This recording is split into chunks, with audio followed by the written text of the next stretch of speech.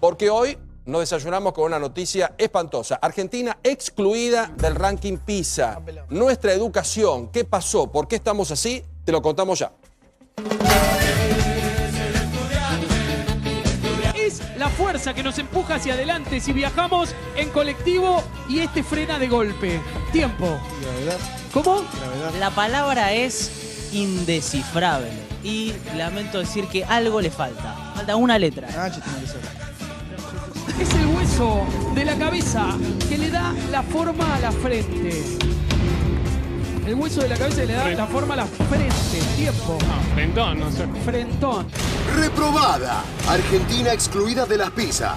Por errores metodológicos, Argentina se quedó afuera de las evaluaciones internacionales que miden el nivel educativo general de los estudiantes. Habrían faltado 3.096 escuelas para que la muestra sea aceptada por el programa por un supuesto error estadístico cometido por la gestión anterior. Esta falla impide conocer el estado de instrucción de los adolescentes que finalizaron el periodo de enseñanza obligatoria.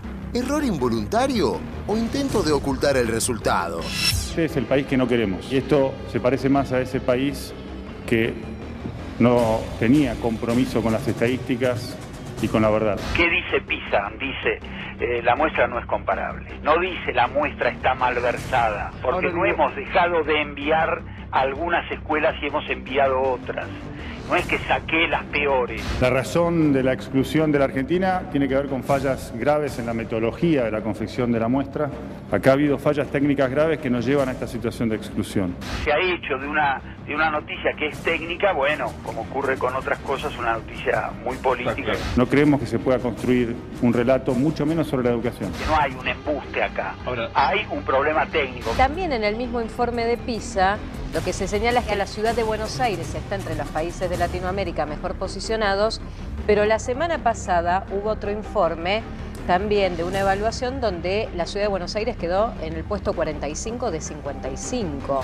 TIMSS y PIRLS, que esto es otro dato que también inquieta, les dio muy mal y en PISA les dio muy bien. Es muy grosero construir una noticia diciendo barbarie y manipulación por un lado y una ciudad extraordinaria que está en el primer mundo. Tuit de Gabriela Michetti. La educación es la base de todo. Un país que quiere progresar no podrá lograrlo sin oportunidad de oportunidades. Es un papelonazo tremendo. Esto es una trampa. Hemos sido excluidos, que es lo peor que a uno le puede pasar. Y esto recae sobre la Argentina, no sobre un gobierno determinado u otro. Vergüenza, creo que es la primera vez que esto sucede y yo creo que para la Argentina debería ser un motivo de gran preocupación. No estamos descalificados. Están diciendo técnicamente que la Argentina no puede ser comparable. No es una muestra inválida. Tuit de Aníbal Fernández. Los resultados PISA que el gobierno de Macri desesperaba para que OCDE no dé a conocer. Si uno quisiera comparar los resultados dan un poco mejor que en el 2012, pero lamentablemente no alcanza, claro. Se tiene dudas. Resulta muy llamativa esta situación en la que de pronto somos excluidos por un problema en la confección de la muestra. Hacer noticia porque no hicimos las cosas bien. Tuit de Cristina Kirchner, de cómo ocultar la herencia recibida. Nota de página 12. La prueba tomada en 2015 muestra una significativa mejora. Estos resultados cayeron mal al gobierno de Macri, que ha venido sosteniendo que la Argentina baja en la escala por culpa de la herencia recibida. Lo que dice PISA es que la prueba se ha tomado a menos alumnos, pero que la prueba es absolutamente confiable, que los resultados son absolutamente confiables. Tema del día, qué difícil vivir en un país con dos versiones todo el día, ¿eh? ¿Cómo es esto? Sobre todo en temas como la educación. Claro. Si hay algo importante y trascendente en cualquier sociedad, especialmente en la Argentina, tiene que ser el tema educativo y tiene que atravesar a toda la dirigencia política. El tema de las pruebas PISA, si querés lo explicamos, pero bastante engorroso por qué nos excluyeron, se ha convertido en un botín político. Entonces vos tenés al kirchnerismo defendiendo que la muestra tuvo un error metodológico, no ex profeso, no es que le quitaron, porque la cantidad de estudiantes y de escuelas medidas era menor. Entonces no era comparable con la cantidad de escuelas y estudiantes de los otros países. Entonces la Argentina quedó afuera. Quedó afuera. ¿Qué dice Bullrich? Bueno, el kirchnerismo hizo exprofeso, quitó alumnos y escuelas que tenían quizá un rendimiento menor para que a la Argentina le den mejor los resultados. Conclusión, la prueba PISA, que ahora es trianual. La Argentina antes se hacía anualmente, es trianual. Dice el ministro Bullrich que están preparándolo para dentro de 3 años estar preparados nuevamente para ser evaluados. Ahora, Pablo, antes de profesor, un minuto, después voy a volver porque además está una eminencia. Exacto, tenemos a Guillermo Jaime Echeverri acá, una de las personas que más sabe de educación en la Argentina, y serio y equilibrado, profesor. Permitime una cosa, hay otra cosa que no se mencionó y complemento lo que decía aquí Débora. Hubo también manejos y conversaciones políticas para tratar de o poner un asterisco como se puso o manipular eso. Y hoy está muy explícitamente en el diario La Nación Luciana Vázquez, que es una especialista en educación hoy hablamos con y ella. que marca, bueno, que hubo... Después está Adriana Puigros, que obviamente responde a otra concepción. Pero marcó que yo no entiendo cómo se pierde la objetividad si vos empezás a hablar con los que organizaron la muestra. Claro. Esto es... realmente la cuestión que estamos afuera. Estamos, como bien decía Campolongo, con Guillermo Jaime Echeverry. ¿Cómo anda? ¿Cómo está? Un gusto saludarlo. ¿Cómo anda, caballero?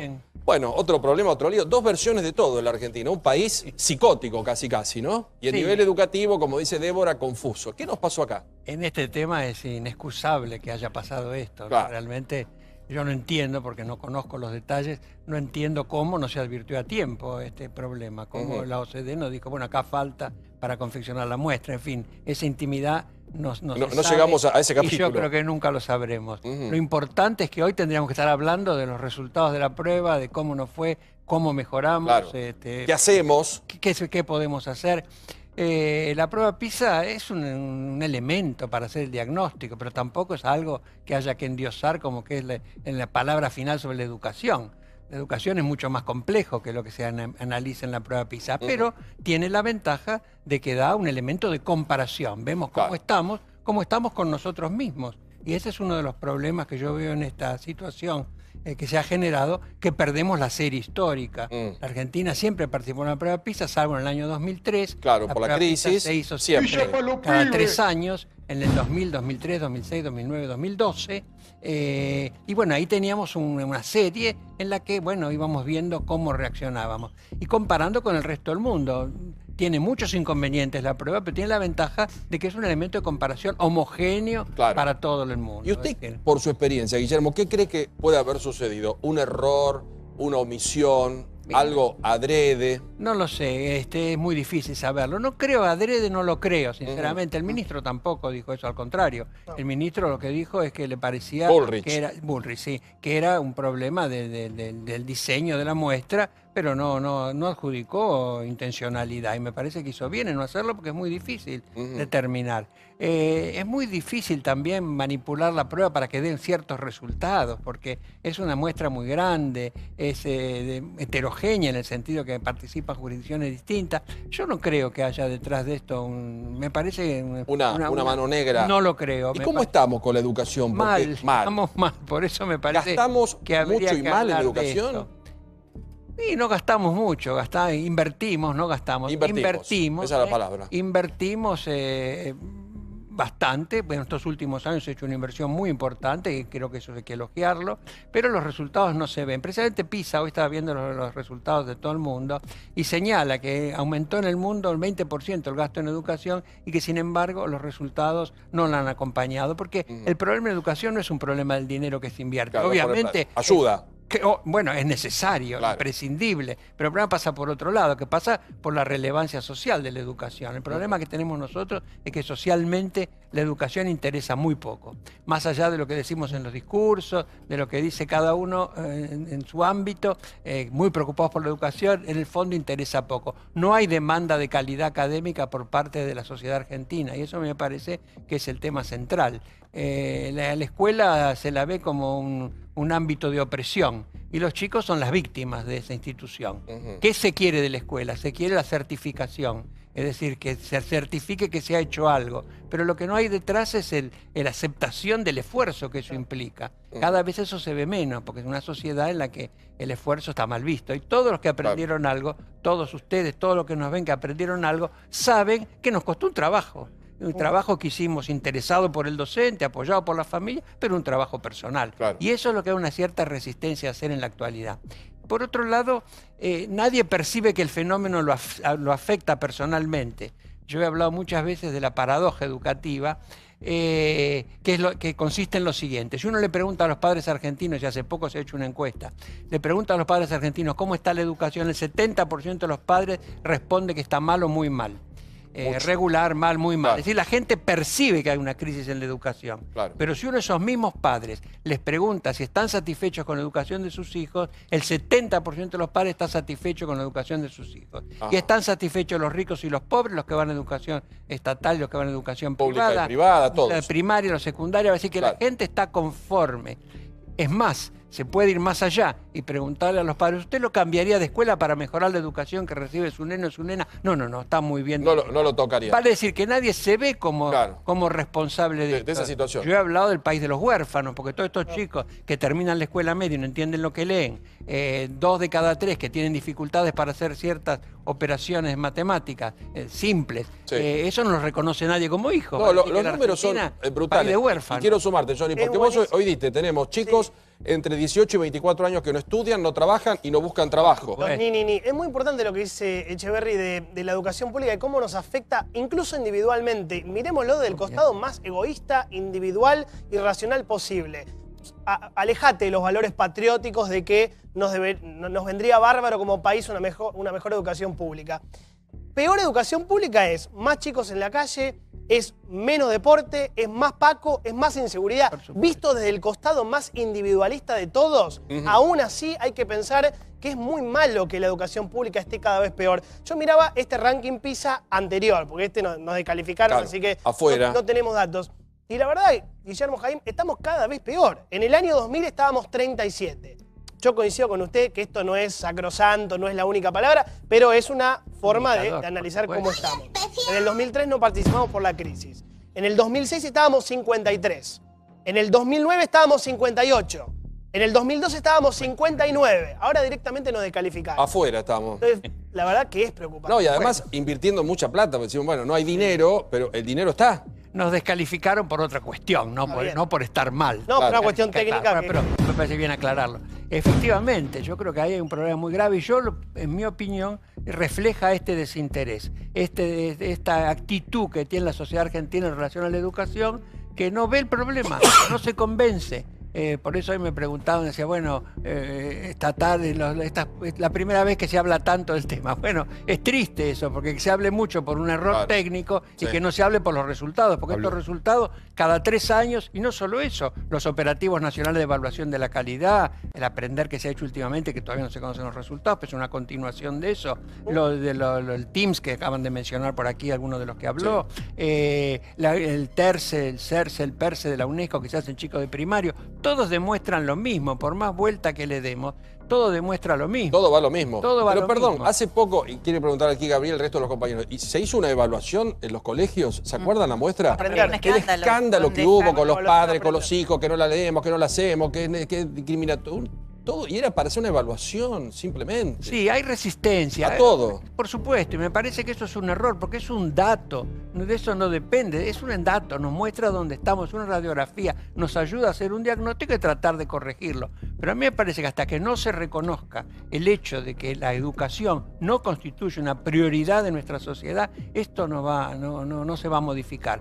En los maestros, no hay buena educación si no hay buenos docentes. Y yo le pregunto a cada uno de ustedes que piense qué reacción tendría si su hijo o su hija le dice que quiere ser maestro. Y ahí tienen una radiografía de la hipocresía social, que por un lado dice que los maestros son lo más importante que hay, pero por otro lado se resisten a que ustedes reciban el tesoro. Claro, y se le paga muy mal. Porque no interesa lo que hacen. Claro. Precisamente ese es el tema. Todos los sistemas educativos que mejoraron, lo hicieron porque mejoraron la calidad de sus docentes. No hay buena educación sin buenos docentes. Y ahí es donde tenemos que poner la pregunta que yo me hago y le hago es, pues tenemos por un lado chicos en el interior del país que van a escuelas rurales donde se les enseñan cosas que no las van a poder aplicar, ni usar, ni nada, y las cosas que podrían necesitar no se les enseña. Tenemos chicos que salen acá de la secundaria y no comprenden un manual de un electrodoméstico simple, no lo pueden entender, casi un 60% de los chicos. ¿Qué país estamos diseñando con estos chicos? ¿Qué país vamos a tener? ¿Qué médicos vamos a tener si así son cuando salen de la secundaria? La pregunta es, ¿qué futuro ve usted si esto se mantiene hacia adelante? ¿Y cómo vamos a poder negociar cualquier cosa con cualquier país del mundo? ¿Cómo vamos a poder vender, comprar? ¿En qué condiciones vamos a estar? Difícil, pero no solo difícil por esa situación de las personas desfavorecidas que tienen esos problemas. El problema educativo también está en las clases más favorecidas. Sí. Fíjense, yo he comentado, y creo que lo comenté aquí la otra oportunidad que vine, que en todo el mundo los chicos que más rinden son los que pertenecen al 25% más rico de la población, de mejor nivel socioeconómico, los hijos de los profesionales y los que van a las escuelas mejor dotadas, mejor provistas. Es lógico, en la Argentina también pasa lo mismo. Acá los mejores promedio más alto son los de los chicos que van a escuelas mejor dotadas, los hijos de los profesionales y el 25% más favorecido. Pero hoy me decía, sin embargo, claro, eso me decía Luciana Vázquez. Sin embargo, los mejores argentinos son peores que los peores de 30 países. Vale decir que los hijos de las personas que hacen tareas más primarias, los más pobres y los que van a escuelas que tienen menos recursos, esos en 30 países son mejores que los mejores argentinos. Entonces hay que terminar con este mito de que la Argentina tiene, bueno, esos son los que tienen problemas, pero los otros estamos creando una élite súper ilustrada. No es cierto, no tenemos una élite súper ilustrada y me parece que eso es importante porque ni siquiera quienes pueden consumir educación y la compran a alto precio están comprando calidad académica, no les interesa. Natalia, a ver, hoy apuntaba Luciana Vázquez que en la Argentina de esa porción de dinero, solamente el 75% de esos hijos terminan la universidad cuando entran. Y en Chile, por ejemplo, el 96%. O sea que ahí también tenemos problemas. Señora. Sí, Jaime, siguiendo con eso que dice, habla de los mitos, quería saber si en los últimos años en la Argentina hubo mucha inversión en ciencia, en técnica y demás, y el gobierno anterior generó una enorme posición ahí. ¿Eso se tradujo en una mejor educación? O sea, ¿iba acompañado de un plan? Bueno, es difícil, eso lleva mucho tiempo. Eso hay que ver el problema, que no es solamente un problema de gobierno, es un problema de reclamo social.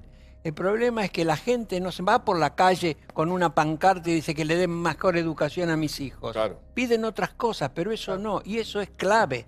Si no hay reclamo social, no se va a modificar esta situación, no van a mejorar la formación docente. Este tema no lo van a resolver las computadoras, contrariamente a lo que se piensa. Está bien que todas las aulas tengan toda la tecnología, pero lo que necesitan son buenos docentes. Pero, perdón, dice no hay reclamo, pero lo que sí hay es le piden, por favor, que no los reprueben. Obviamente. Encima se enojan si los reprueban. Y bueno, eso va en el sentido de lo que yo digo. El pacto educativo está roto.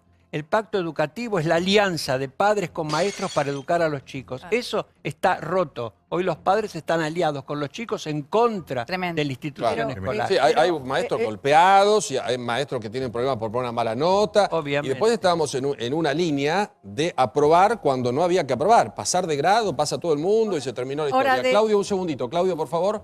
Buenas noches, profesor. Escuchándolo muy atentamente, veíamos que este declive, el problema con la falta de educación, o si se quiere, con la caída en la calidad de educación, es que después se es ignorante hasta del propio problema. Entonces es muy difícil romper ese círculo. ¿Cómo podría ser un gobierno, el pasado, el que venga, el que sea, para instalar este tema, si es que dentro de sus cuadros técnicos o de su propia cabeza presidencial estuviera como primera prioridad tratar de convencer o de reeducar a la sociedad para que la sociedad exija lo que usted dice, que decir, miren, ustedes no se dan cuenta, pero solo con la educación seremos un país mejor? ¿Cómo se hace desde arriba? Porque es muy difícil si no. Desde arriba, en la educación, que es un área que está federalizada, cada provincia maneja su educación, desde arriba lo que se puede hacer es el ejemplo, dar el ejemplo de que esto es importante. Yo en alguna ocasión, tuve oportunidad de hablar con un presidente de la Nación y le dijo, ¿qué podemos hacer? Le digo, mire, lo que puede hacer es salir acá de la Casa de Gobierno y vaya a un colegio. Mitre iba a Buenos Aires, se sentaba a escuchar una clase o a ver un examen. Esa es una señal, dar señales de que eso es importante. No marcar que estamos en un problema de atraso tecnológico, de modernización. Lo que se dice ahora es, bueno, tenemos escuelas, lo que se dice habitualmente, ¿no? Escuelas del siglo XIX o con maestros del siglo XX, alumnos del siglo XXI. Los alumnos del siglo XXI siguen siendo interesables por un profesor que sabe lo que enseña y que transmite entusiasmo por eso que sabe. Eso es clave y eso es lo que me parece a mí que en este momento está faltando. Vamos a aportar algunos datos con Jonathan. Hoy Bullrich hablaba de 1,5 millones de problemas. Dijo que son 1,5 millones de chicos que están con falencias en tema educativo. Y había otros especialistas que dicen lo que plantea el Papa. El hecho de ver generaciones que no han trabajado, abuelos sin trabajo, padres sin trabajo, sin un ordenador, los chicos van al colegio y a los 3 días están en el colegio y dicen, yo prefiero estar en mi casa viendo un partido de fútbol o tengo que ir a bailar con la murga de no sé qué, y a los 10, 12 días eso se profundiza y al mes lo más probable es que estén fuera del colegio. Es un Paulo, tema muy grave. En un título medio marketinero es lo que ahora se llama como la generación ni. Sí, claro. No estudia, ni trabaja, ni siquiera va a buscar trabajo. Porque hay 4.400.000 chicos entre 18 y 24 años en la Argentina. El 24% no estudia ni trabaja. Un cuarto de todos los chicos del país, son 1 millón, no estudian ni trabajan. Pero hay 765.000, el 17%, que no solo no estudia, no solo no trabaja, sino que tampoco va a buscar trabajo. Entonces yo hago preguntas básicas para el doctor. ¿Cuántos chicos leen en su casa después de la escuela? ¿Cuántos padres le leen cuentos a sus chicos? Esto que parece una pavada. Un cuento cada 3 meses, cada 6 meses. ¿Cuántos chicos tienen en su casa un lugarcito chiquito para estudiar? ¿Existe eso? Sí. ¿Cuántos chicos tienen internet en su casa? Porque no, y te puedo asegurar, y eso está, ¿sabes dónde? En el informe de la UCA, que tanto nos agarramos de la cabeza. Exactamente. En el informe de la UCA todas estas preguntas están respondidas. El 19% de los chicos viven en viviendas deficitarias, en villas, en ranchos, en asentamientos. No tienen un lugar para estudiar. Sí. No tienen un lugar para estudiar. El 18% comparte un colchón para dormir. Sí. Así que imagínate. El 13% no festejó su último cumpleaños. Entonces partimos de una base complicada. Y sobre los cuentos, ¿no? El 40% de chicos menores de 12 años, los padres no les suelen leer un cuento ni siquiera en los últimos 6 meses. Entonces, esto también hace a la generación ni. Por supuesto. Eso es clave. Los datos que yo señalé sobre la escuela son también del informe de la deuda social. Eso es clave. El hecho de la lectura es crucial. La medida más importante, a mí muchas veces me preguntan cómo se resuelve esto, ¿no? Si yo tuviera la respuesta. Sí. Pero siempre le digo, cada uno puede empezar a resolverlo. Y una medida clave es leerle a los chicos. Miren, hace unos años el secretario de Educación de Estados Unidos salió por la televisión y le dijo, yo vengo en nombre del gobierno federal de los Estados Unidos a pedirle a los padres estadounidenses que como un deber patriótico les lean a sus hijos media hora por día. En una sociedad súper tecnificada, sin embargo, se cree que eso es clave. Y es clave, no por idolatría de los libros, sino porque la lectura tiene la virtud de introducir al ser humano en el tiempo lento, en el tiempo de la reflexión, de la imaginación, que son esenciales hasta para crear la tecnología, porque todo lo que usamos para vivir rápido fue creado en el tiempo lento. Exacto. En el tiempo lento de lo humano. Usted hace un diagnóstico muy crudo, pero realmente sin educación los países no tienen destino. Eso es absolutamente cierto. Y también lo que usted describe es que no ve un consenso político, porque es la política la que tiene que poner este tema. ¿Por qué cree primero que ninguno de los partidos toman esto como importante, sabiendo que si no se educa un pueblo, tampoco va a haber mayores recursos para seguir haciendo política? O sea, es casi perjudicarse a sí mismo. Yo sé que no tiene glamour la educación, pero ¿por qué cree que esto, que todos los gobernantes que he visto, todos dicen, se llenan la boca con la educación, pero nadie hace nada? Y en esta línea de pregunta, ¿por qué no hay un consenso para hacer un debate de la educación? Está claro que el sistema educativo, lo que le enseñan a los chicos ya no está acorde con incluso el interés de los chicos, ¿no? Sí. Bueno, son muchas preguntas, por eso es otro precio. A mí me parece que no hay porque advierten que no es un tema que preocupe a la gente. Digamos, los políticos, digamos, el político actual es un político que responde a las encuestas, no es un líder. Claro. No son líderes, no llevan una idea. Mira qué interesa o no. Interesa día a día y a eso se van orientando. Y como esto no interesa día a día, no se van orientando. Es de largo plazo. Lo que se deduce de eso es que entonces nosotros no tenemos estadistas que piensen en el futuro más allá de los intereses personales. No sé si personales, pero digamos, también responde a un empobrecimiento intelectual general de nuestra población. Claro. No, y de los políticos. A ver, Carlos. Antes de compartir una reflexión contigo, ¿cuántos años hace que escribiste La tragedia educativa? En el año 1999.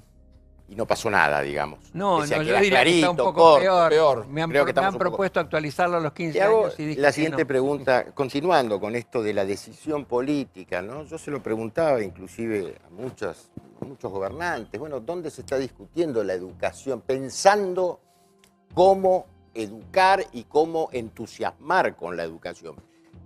La cuestión es la siguiente, pero también hay cuestiones inexplicables en Argentina. Vos en 10 años no podés sacar el secundario y volverlo a colocar en 10 años. Vos no podés sacar la primaria, llevarla a 9 años y después sacarla. Y todo es así, no hay continuidad en nada. Polimodal, un dato por las encuestas, Polimodal, por ejemplo, la Ciudad Autónoma de Buenos Aires no lo admitió nunca. Claro. ¿Viste? El polimodal, y vos lo sabés como profesor universitario, destruyó la comprensión, el entendimiento de los textos y la lectura. ¿Me entendés? Porque la especialización no te permite ver la totalidad de los problemas, digamos. No sé si vos lo compartís. ¿Qué sé yo? Sí, por supuesto. El problema más grave es que los experimentos que se hacen con la educación se hacen con personas que pasan una sola vez y que pierden la oportunidad.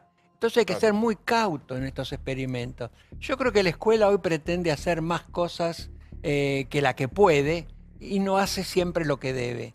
Y a mí me parece que después de 12 años que una persona no entienda lo que lee es un fracaso profundo. ¿Cuántos años dijo? 12 años. 12 años, Dios mío. Claro, el primario, el secundario. Ya Eso estamos. es tremendo. Sí. Que después de 12 años no puedan ubicarse un poco en el tiempo y espacio histórico es grave. Nosotros hacíamos estudios en el primer año, yo enseñaba en primer año en la universidad, hacíamos estudios en los chicos, es acá a pocas cuadras, chicos que vienen la mitad de escuela de gestión estatal y la mitad de escuela de gestión privada.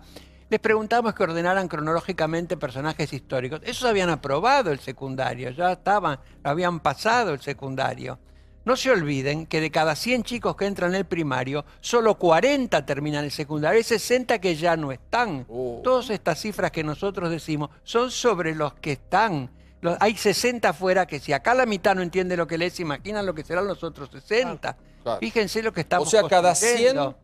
40 terminan. Claro. Primaria y secundaria. Claro. Y 60 no terminan el secundario. Claro, ese es el problema, es un problema gravísimo. ¿Y a comparación del resto del mundo es razonable? No, es muy bajo. Sí, claro, aproximadamente el 80% termina el secundario. ¿Y con los países vecinos? Para compararnos más. Depende. Sí, depende. Uruguay está un poco mejor, Chile ahora también, en fin, está un poco. Pero más o menos está ¿Cuál es la nota que nos dieron en Capital? ¿Qué pasó en Capital? ¿Tuvimos una mejor nota? Sí, Capital se pudo hacer la prueba porque la muestra, como señalaban recién, no tomó el polimodal, digamos, no tuvo esas modificaciones. Capital, la muestra fue correcta. Hay una mejoría en relación a la anterior.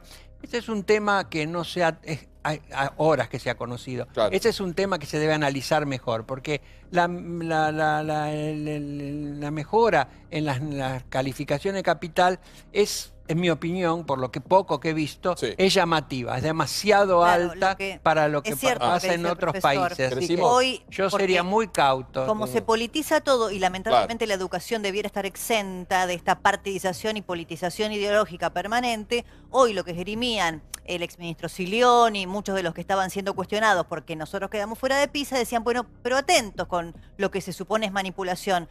Creo que son 500 puntos del modo que se mide, que había mejorado la calificación en Capital. Y decía que 500 puntos, por ejemplo. 50 puntos, perdón. 50 puntos era lo que había avanzado algunos de nuestros países limítrofes en 10 años. Que es muy llamativo que de una prueba a otra no existe antecedente de que alguien pueda avanzar 50 puntos. Sí, en una década, en 5 años, o de 3 en 3 en el transcurso de las dos pruebas, pero no de una prueba a otra. Hay que decir que entraron en el puesto 38. Capital 38. Federal. Sí, pero no se puede comparar la capital federal con países enteros. ¿Qué puede decir? ¿Está mejor que Brasil? Obvio que va a estar mejor que Brasil. Un país enorme con grandes diferencias. Ahora, ¿le parecen los políticos personas instruidas? Hoy día no ha bajado la calidad también intelectual o la lectura en los políticos y de hecho triunfan fenómenos muy por fuera de lo que es la política, como en los Estados Unidos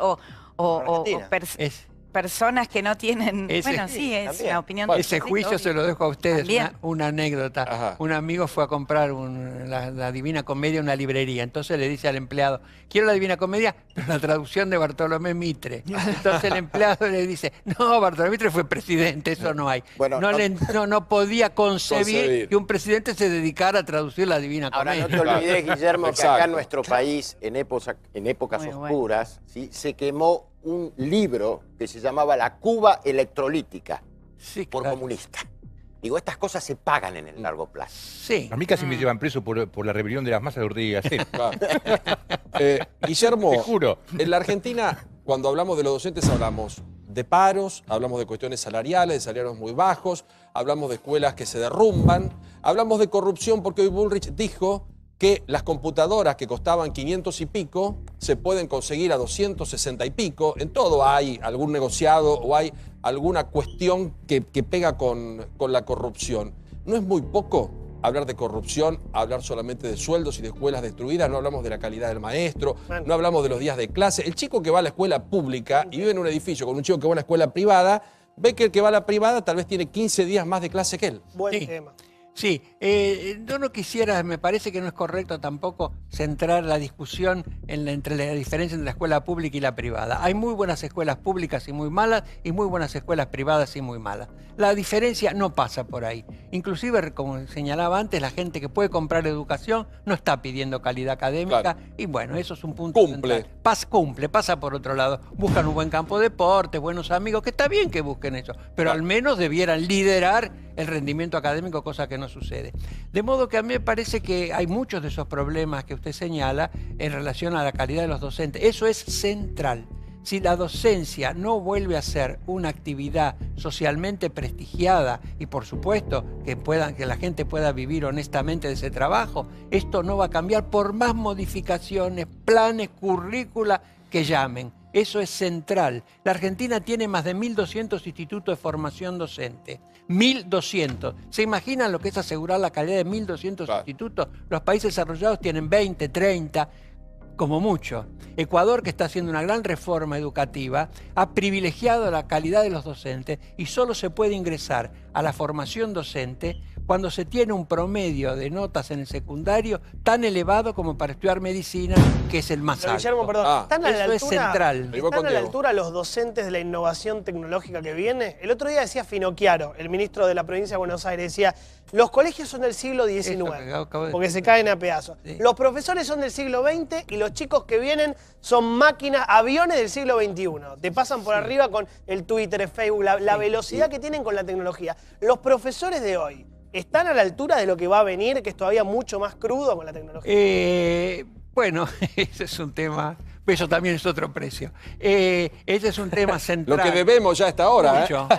Espero que cumpla. Ese es un tema central. El problema es que los chicos, está la falsa concepción de que la tecnología confiere inteligencia. Bien. Y eso no es así. Yo hablo, y muchas veces hablo en público, así, hablo sobre estos temas. Cuando termino de hablar, siempre, yo digo barbaridades de tipo de esta, inclusive peores, más agresivas. Y cuando termino de hablar, siempre vienen a saludarme, y bueno, vienen muchos abuelos, y dicen, ¿cuánto coincido con usted, doctor? Estoy en un todo de acuerdo. Lo que usted dice es así. Por suerte, mi nietito no sabe lo que es. ¿Cómo maneja esa tablet? Muy bien. Porque piensan que la tecnología, los chicos esos son pichones de Bill Gates. Y no es así. Juegan con la tecnología de su época. Por eso, el maestro lo que tiene que saber es lo que enseña y transmitir ese entusiasmo, independientemente del recurso con el que lo use. Los chicos siguen siendo interesados. A ver, un segundito, Diego, por favor. Sí, la pregunta es la siguiente. ¿Qué tiempo usted estima, teniendo en cuenta o considerando que es un plan educativo positivo, superador, que todos estamos de acuerdo, qué tiempo se necesita en cuanto a años para que la educación realmente esté en el lugar que todos deseamos? Porque vemos que van cambiando. El polimodal sí, no, el secundario dura esto. Si uno establece un proyecto y un plan educativo en común a todas las políticas que vienen, ¿de cuántos años estamos hablando? ¿En cuántos años se resolvería? ¿2, 4, 6, 10, 20? ¿Cuánto tiempo necesitamos?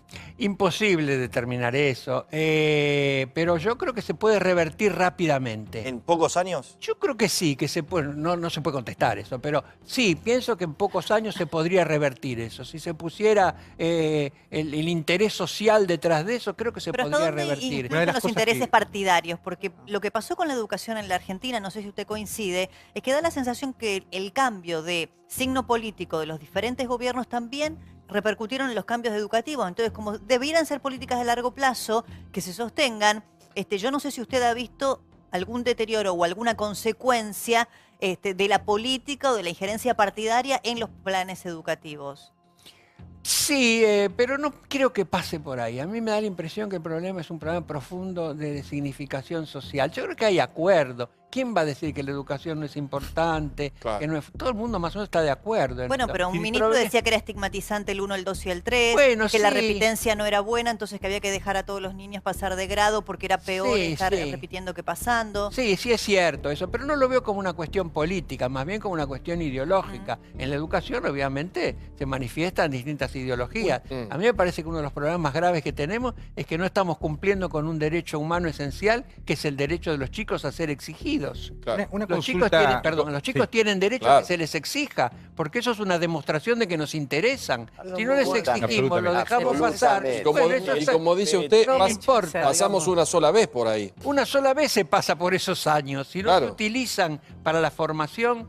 La pregunta es, lo que se nota desde hace mucho tiempo que la escuela está muy envejecida y de alguna manera tiende a quitar la creatividad, a eliminar la creatividad. En todo caso, y ahora ya ni siquiera eso, a buscar la obediencia, repetir como loro las cosas, y parecía que la creatividad está como dejada de costado, que no hay ni por las artes, ni por ninguna de las cosas que son realmente el motor de la cultura. Eso es evidente, que fallamos en educación artística, es evidente. Ahora, también yo quiero poner una nota de atención en el hecho de que ahora se habla de la creatividad como valor absoluto. Es un valor... No, pero no me refiero a eso, ese aspecto lo comparto. Pero esta idea de que hay que ser creativos, sí, hay que ser creativos sobre algo que se conoce. Si a mí me propusieran crear un puente, se vendría abajo, no tengo la más mínima idea de cómo se hace un puente. Entonces esta idea de que todos tienen que salir innovadores, creativos, detrás de esa idea de los... Hay peligro. Está la aceptación de que como la sociedad no le puede dar trabajo a cada uno, le dice, bueno, usted invéntese su propio trabajo, a ver qué empresa crea usted mismo, qué puede vender. ¿Cómo está nuestra educación universitaria, tanto privada como estatal? Eso ya es un precio en euros. Yo pago todo. Bueno, pagamos todo.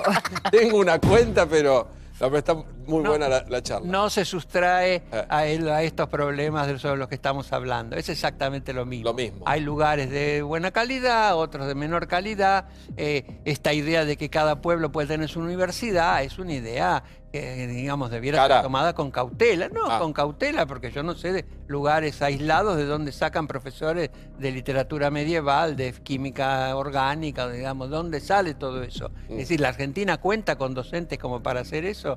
Yo escribí lo mejor que escribí en mi vida, un artículo del año 19... Era decano de la facultad, no me acuerdo ya, hace muchos años, 1988. Vino a visitarme un profesor de China. Y entonces, bueno, el artículo se llamaba La visita del doctor Chao o el cuento chino. Y entonces me preguntaba cómo era la organización. Entonces decía, ¿y cuántos alumnos tienen? Entonces yo le decía las cifras con cierto temor, porque son cifras que mejor no. Claro, entonces me decía, qué país rico debe ser la Argentina. Nosotros en China no podemos educar a tanta gente. ¿Cómo hacen? Digo, ¿y con presupuesto? ¿Y cuánto tienen de presupuesto? ¿Qué viene? ¿Cómo hacen rendir el presupuesto? Porque nosotros no estamos en condiciones de esto. Digamos, nosotros no aceptamos las condiciones que tenemos. Y parece que todo es posible. Nuevas universidades, nuevas carreras, nuevos posgrados, miles. Claro, ahí voy a poner... ¿Cómo se hace para dar abasto a todo eso? Y solventar eso. Voy a poner un asterisco porque se creó toda una situación alrededor de lo que muchos creen que son hechos de discriminación con los estudiantes extranjeros que vienen a estudiar a la Argentina. En el litoral, por ejemplo, hay que pagar una tarifa si uno utiliza la Universidad del Litoral, y en otras partes del mundo, si uno utiliza una universidad de otro país, tiene que devolver con el título después cuando tiene funciones. ¿En la Argentina somos muy generosos o es correcto lo que hacemos con los miles de brasileños que vienen a estudiar medicina, con los miles de colombianos que tenemos 35.000 de intercambio contra 1.000 nuestros? ¿Cómo es eso? Somos muy generosos y no cometemos un error con lo que hacemos. Yo creo que la educación argentina tiene una tradición de generosidad que no debe perder. Y me parece que el hecho de que en la Argentina estudien personas de otros países es de alguna manera un reconocimiento de que se puede estudiar, y esa gente en última instancia después son embajadores del país porque han vivido aquí, han establecido lazos. Creo que es una inversión que es irrelevante en el conjunto de los gastos. Y me no influye en el peso económico. Vuelvo a lo que planteaba Guillermo, que es el derecho a exigirle a los chicos en el mejor sentido posible, ¿no? A que haya una exigencia sana y racional sobre los chicos y no tener miedo a las notas, al 1, al 2 y al 3. Poner expectativa. Exactamente. Más que exigencia, expectativa. Ponerle el ojo, sí. Claro. Durante los últimos años vimos muchas aprobaciones express. Concretamente en la provincia de Buenos Aires. Yo siempre cito un caso del Mundial del 2014, una escuela de Moreno, se hizo pública una nota, Guillermo, un señor Scotti, manda un comunicado diciendo: les recomiendo a los docentes que le pongan un 7 a todos los chicos porque hubo Mundial, porque hubo mucho paro docente, porque se cortó mucho la luz. Esta nota que yo estoy contando se conoció. Sí, yo la he visto. Pero cuando se conoció, saltaron muchos docentes a decir: che, a mí me pasa lo mismo.